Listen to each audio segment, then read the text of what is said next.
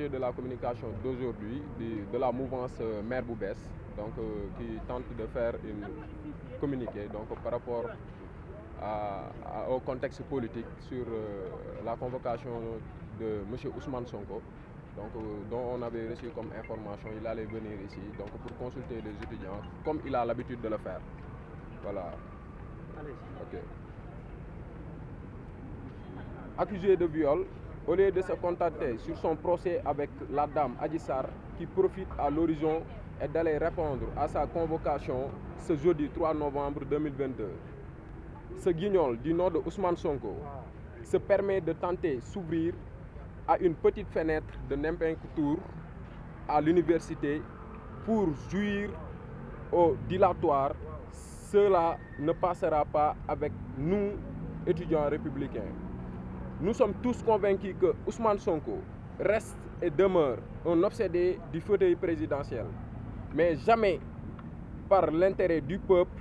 C'est pourquoi, lui à son groupuscule d'étudiants, nous les attendons de pied ferme à ce jour du 1er novembre. Nous tenons à l'opinion nationale et internationale en témoin et disons, M. Ousmane Sonko, que la communauté estudiantine de l'UCAD tient pleinement au respect de sa quiétude et lui interdit de façon formelle tout accès dans l'enceinte du campus universitaire. Pour y opposer des actes qui n'honorent pas l'étudiant et qui s'avèrent susceptibles donc de découler sur des actes de violence et faits connexes. Sinon, il nous verra sur son sommet.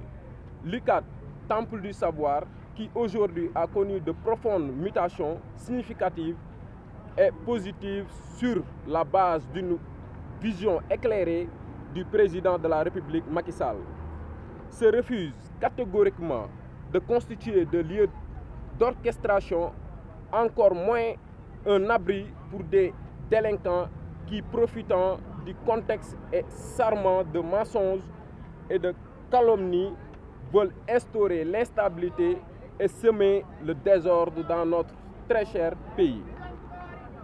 En effet, Maire bu Bees s'érige à jamais en bouclier indéfectible autour de son Excellence le Président de la République Macky Sall, pour la défense sans condition de l'intérêt du peuple. C'est ainsi que nous mettons en garde tous ces partis de l'opposition dont la vision politique se résume en une apologie cancérigène de la violence et du mensonge qui tente d'émerger dans l'espace universitaire, bafouant sa stabilité et sa béatitude de ses résidents.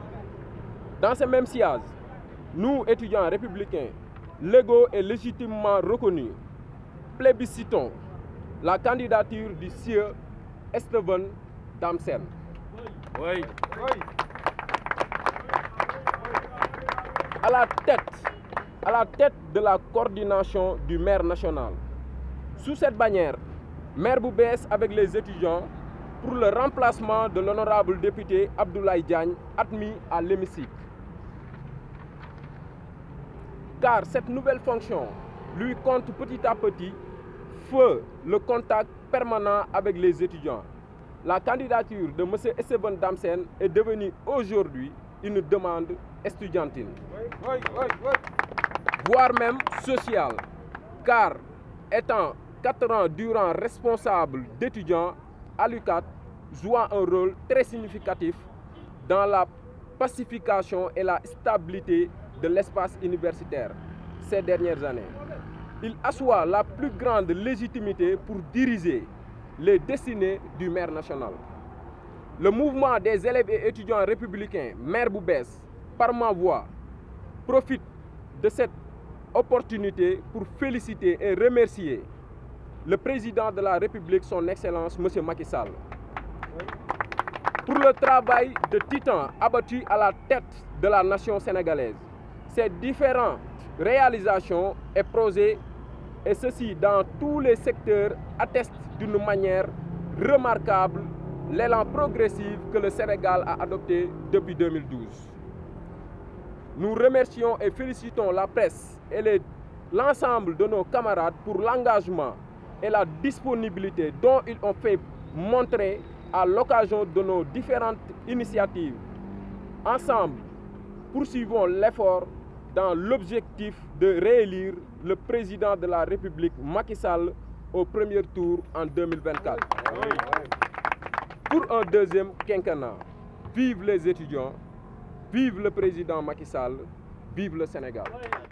Salam alaikum, je suis connecté sur Touram ak Santam. Donc, je me présente, c'est Astou Diop. Je suis chargée de vous lire le communiqué en Wolof. Voilà, comme l'a bien dit notre cher frère, Ousmane Sonko mi nga xamanteni dañ ko japp que nit ko xamanteni da nga violer jigen tay ëpp na nga wara japp ni war nga mëna doxantu ci dëkk bi ba am lenn sax no mëna xalaté. Donc ñun comme ni ko xamé, nous sommes là en tant que mouvement élèves étudiants républicain depuis vraiment des illustres et nous condamnons fermement li mu japp ni war na mëna nek dugg université pour yëngal ko. Ndax war na mëna wuy ji tam nako à chaque fois mo lay wuy il faut mu créer lu wara yëngal dëkk bi mais nit yeewu nañ. Loolu moom instant bi ku nekk xam nga ko ñëpp miin nañu nit yi yeewu nañ pour mën a daw loolu war koo mën a moytu bu baax a baax comme que lu war a xew ci étudiant lañ ko war a jaarale ñun étudiants yi nga xamante ne ñoo xam bëgg wóolu te ànd ak Macky Sall ci liggéeyam ñu ne nañu jóg pour contrecarrer loolu moo waral tey suñu oote ak yéen bu loolu jàllee ñun dañu am lu ñuy revendiquer lu ñu nekk depuis un bon moment muy le mouvement élèves étudiants républicain lu ñu bëgg mu yees mu bees war a mën a ànd ak étudiants yi nga xamante ni sont régulièrement inscrits di laaj seen droit ndax étudiant bëggul ku ko jiite te ne ko étudiant ni moom dañuy dox ci intellectuel ci xel moo tax ku dem ba di jiite étudiant war ngaa mën a nekk kuy jàng wala nga boo nekkul kuy jàngit nga nekk ci njàng mi donc loolu moo nekk suñu préoccupation. On a vraiment rien contre le coordonnateur ki nga xamante ne war nañ ko saluer ndax taxawal na étudiant yi ndax nekk na président amical ba mu ko waree nekk na coordonnateur ba mu ko waree nekk tey mu ngi nekk député donc ñu ngi koy ñaanal ci li mu nekk yàlla na ko ci yàlla may yeneen ndam.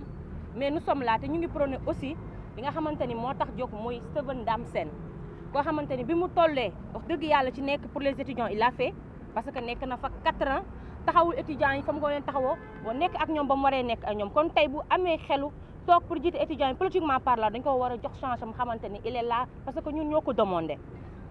bu loolu jàllee ñu dublu ci président Macky Sall ak ses réalisations depuis un bon moment depuis 2012 ku nekk gis nga li xew Sénégal ñun étudiants yi xam nañ ni li xew.